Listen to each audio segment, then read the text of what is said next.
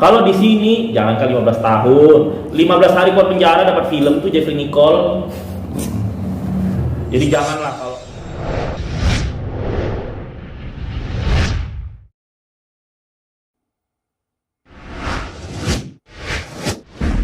sebenarnya sih kalau gue temenan sama dia juga enggak, kenal dia juga enggak, tapi tahu ya beda, kenal sama tahu itu ya beda ya.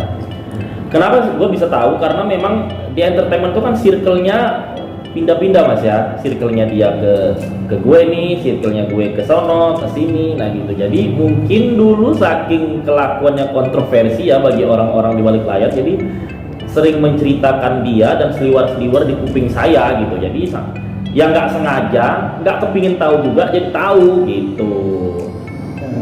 Ya itu gue lagi, jadi gini, gue lagi meeting sama rekan gue, Danang ya, Danang itu sekarang udah almarhum. Nah pada saat gue meeting untuk proyek layar lebar kita, tiba-tiba ada kerusuhan di situ, heboh gitu. Oh, yang transgender sampai tidur di tanah, yang tante-tante sama laki-laki berambut panjang teriak-teriak. Jadi kita satu kafe itu memang ada apa nih. Nah disitulah pertama kali gua ngelihat si RB ini. Di situ pertama kali gua ngelihat siapa itu. Jadi ternyata 3 orang ini berantem karena memperebutkan si RB ini, karena orang-orang di situ mengakui bahwa RB pacaran sama tiga-tiganya. Tuh. Itu 2016 itu. 16 ya. Itu pertama kali gua ngelihat wujudnya di situ, karena gue di situ. Itu kalau gue memang nggak kenal mereka, rekan gue hanya yang transgender, yang lain gue nggak tahu. Tapi memang yang transgender itu habis berantem itu dia duduk di sebelah gue, dia nangis di pundak gue. Dari situlah gue tahu ceritanya gitu. Ceritanya pada saat ya tiga-tiga itu yang memperebutkan, karena tiga-tiga ini ya pacarnya gitu. Jadi mungkin udah putus sama yang ini, sama yang ini, sama yang itu, sama yang ini gitu. Dan gue memang tidak pernah melihat langsung mereka pacaran, tapi kronologis yang diungkapkan ke gue nih, kenapa ada perkelahian di situ? Karena itulah. Karena jelas-jelasan, karena rebut-rebutan. Iya, rambut panjang. Itu juga sering ngasih duit dulu.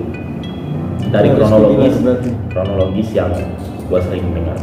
Nggak tahu dia ngasih duit sebagai adik, sebagai teman, tapi pokoknya orang-orang di situ bilang pacaran.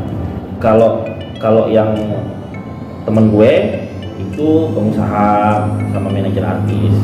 Kalau yang 2 lagi gue nggak kenal. Iya, karena setelah itu ada lagi berantem mereka. Berantemnya depan saya dalam mobil. Via voice note. Ya, curhatnya itu simpel aja. Kakak kenapa? Enggak, ya pokoknya masalah bahas si RB karena pacarnya ini saling jelas-jelasan, terus saling bongkar-bongkaran dulu masa kebersamaan antar si dengan yang lainnya seperti apa. Kira terjadi perdebatan di situ itu sekedar itu gitu. Kalau yang teman gue enggak, udah putus karena udah punya pacar baru dia. Cuman gue nggak bisa nyebut karena nggak enak, sorry ya kak. Soalnya teman dekat soalnya. Sebenarnya sih saya tidak pernah ngarang cerita atau memfitnah ya. Saya memberitahu apa yang saya tahu, dan saya tidak memberitahu apa yang tidak saya tahu gitu. Cuman saya sayang aja sama Lesti gitu. Dari awal tuh saya suka sama Lesti gitu. Kayaknya dia berjuang dari nol ya kan, mencapai karir sampai dia punya nama besar ya. Walaupun beberapa orang bilang Lesti aslinya sombong, tapi ya itu urusan pribadi dia dengan orang-orang yang disombongin dia, itulah. Tapi kalau saya melihat dari kacamata kamera ya saya suka sama dia gitu. Makanya Lesti gak usah takut, tunggu jadam. Hilang satu laki-laki pasti ada 1000 bintang. Gue juga mau sama Lesti loh ya kan, walaupun janda loh, baik loh orangnya loh. Itu saya shock banget itu mas, shock banget. Maksudnya gini loh, lu RB derajat lu diangkat karena karirnya Lesti. Sebelumnya orang nggak tahu lu siapa, tiba-tiba lu sekarang berhasil menjadi ya rate-nya artis kelas C Indonesia lah ya sekarang dia itu ya. Kalau kelas A kelas B belum lah menurut saya. Jadi itu semua gara-gara Lesti. Kalau nggak ada yang tahu lo, endorse lu sama harga lu di TV juga pasti lebih murah daripada yang sekarang gitu. Tiba-tiba lu memperlakukan seorang wanita seperti itu.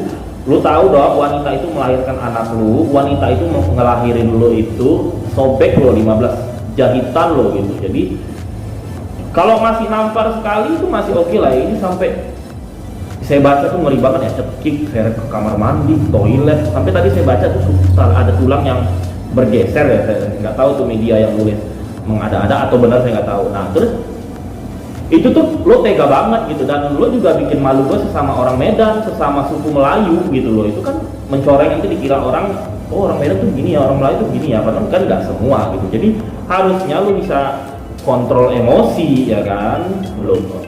Cuman mau nyari tahu kasihan juga sih mas ya. Aduh dia bakal pakai baju oranye kan, pastilah kalau ada penganiayaan itu susah gitu, polisi tetap jalan. Jadi apalagi yang mau saya lakuin gitu, bukan teman saya, bukan saudara juga. Jadi biarlah karma-karma yang mungkin dia pernah menyakiti hati orang ya kan, jadi dia introspeksi diri, mungkin kedepannya ketika refresh hidup lagi ya jangan seperti itu lagi gitu. Apalagi banyak saya dengar dia memperlakukan rekan-rekan media itu kayak disongongin gitu, jangan gitu lagi, karena kalau Tuhan udah marah ya gampang banget balikinnya. Ini kayak gini-gini kan kita nggak nyangka kan, ternyata ketahuan selingkuh, siapa yang bisa menebak ya kan.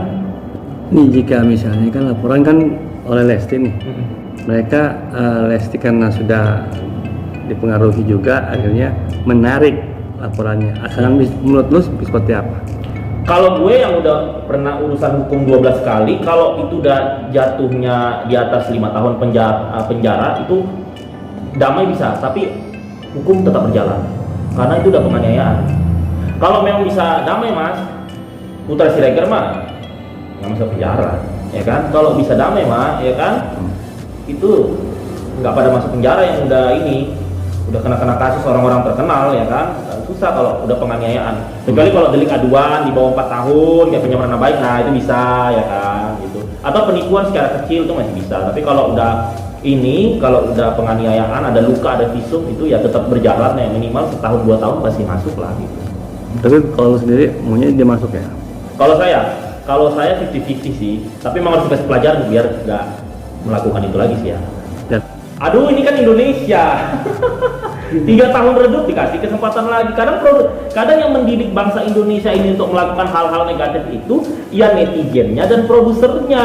Yang udah masuk narkoba dikasih kesempatan, yang udah KDRT dikasih kesempatan gitu. Jadi ya nanti artis-artis lain, paling nanti gua hilang sebentar masuk penjara, gua udah bisa eksis lagi. Dan generasi-generasi muda, anak-anak cucu kita nantinya itu jadi menyepelekan hukum. Jadi negativitas di Indonesia ini nggak akan hilang karena public figurnya aja dikasih kesempatan, apalagi ya rakyat-rakyat jelitanya nanti ya bakal ngikut kan gitu. Sebenarnya ya salah di produser dan di netizennya juga sih yang tetap ngasih panggung gitu.